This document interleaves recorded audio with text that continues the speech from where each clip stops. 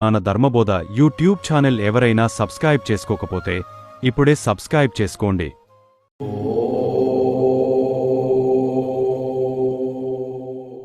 ఇది మహాభారతంలో అత్యంత ప్రసిద్ధమైన, తరచూ చర్చించబడే విషయానికి అర్జునుడు వర్సెస్ కర్ణుడు ఎవరు గొప్ప? స్పష్టమైన సమాధానం ఇవ్వడం కష్టం, ఎందుకంటే ఇద్దరూ తమ తమ కోణాల్లో అపారమైన మహత్వం కలిగిన యోధులు. కానీ తర్కపూర్వకంగా, గ్రంథాధారంగా ఇలా చెప్పవచ్చు. 1. పుట్టుక పరిస్థితులు. కర్ణుడు అశ్వత్థామ, ద్రోణ, భీష్మ, అర్జునుల కంటే కూడా శక్తివంతమైన ప్రతిభతో పుట్టాడు. కాని అతని జీవితం మొదటినుంచే పరీక్షలతో నిండింది. జన్మ రహస్యం, సమాజం నుండి తిరస్కారం, అవకాశాల లోపం. తక్కువ అవకాశాలు ఉన్నప్పటికీ అతను తన ప్రతిభను స్వతహాగా నిర్మించుకున్నాడు.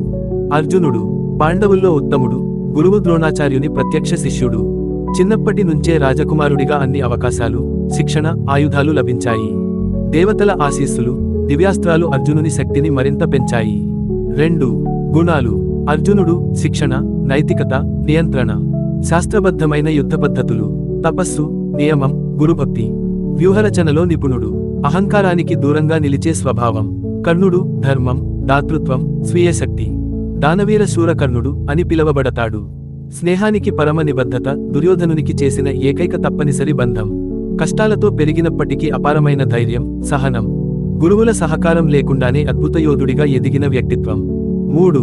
యుద్ధంలో ఎవరు శక్తివంతుల? కర్ణుడు ఎందుకు గొప్ప?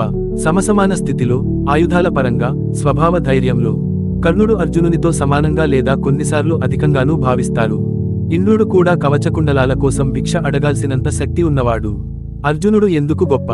సంపూర్ణ శిక్షణ, దివ్యాస్త్ర నైపుణ్యం, కృష్ణుడి మార్గదర్శనం, నిర్ణయం, నియంత్రణ, యుద్ధ నియమాలకు కట్టుబాటు, యుద్ధరంగంలో తడబడకుండా వ్యూహాత్మకంగా పోరాడటం. 4. కురుక్షేత్రంలో ఎవరు గెలిచారు? కర్ణుని పరాజయం అనేక కారణాల వల్ల జరిగింది. శాపాలకు గురికావడం, రథచక్రం బురదలో ఇరుక్కోవడం, తన మాట నిలబెట్టుకోవడంలో పరిమితులు. అర్జునుడు వ్యూహాత్మకంగా, కృష్ణుని సూచనలతో ప్రకాశవంత విజయం సాధించాడు. 5. చివరగా ఎవరు గొప్ప? భారత పండితుల, గ్రంథాల వ్యాఖ్యల ఆధారంగా సాధారణంగా ఇవ్వబడే నిర్ణయం. సామర్థ్యంలో ఇద్దరూ సమానులు. నైపుణ్యంలో అర్జునుడు ముందంజ.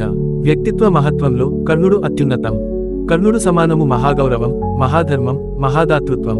అర్జునుడు సమానము మహానైపుణ్యం, ధర్మపక్షం, దివ్యశక్తి. నిజమైన భావన ఏమిటంటే, మహాభారతం ఇద్దరినీ మహాయోధులుగా నిలబెట్టింది. అందుకే వాళ్లలో ఎవరు గొప్ప అనే ప్రశ్న కన్నా, ఇద్దరూ ఎందుకు మహోన్నతులయ్యారన్నది ముఖ్యమైనది. మీకు ఇష్టమైతే అర్జునుడు వర్సెస్ కర్ణుడు పాత్ర విశ్లేషణ, వారి యుద్ధాల వివరాలు, లేదా శాస్త్రీయ, పురాణ వ్యాఖ్యానాలు కూడా చెప్పగలను.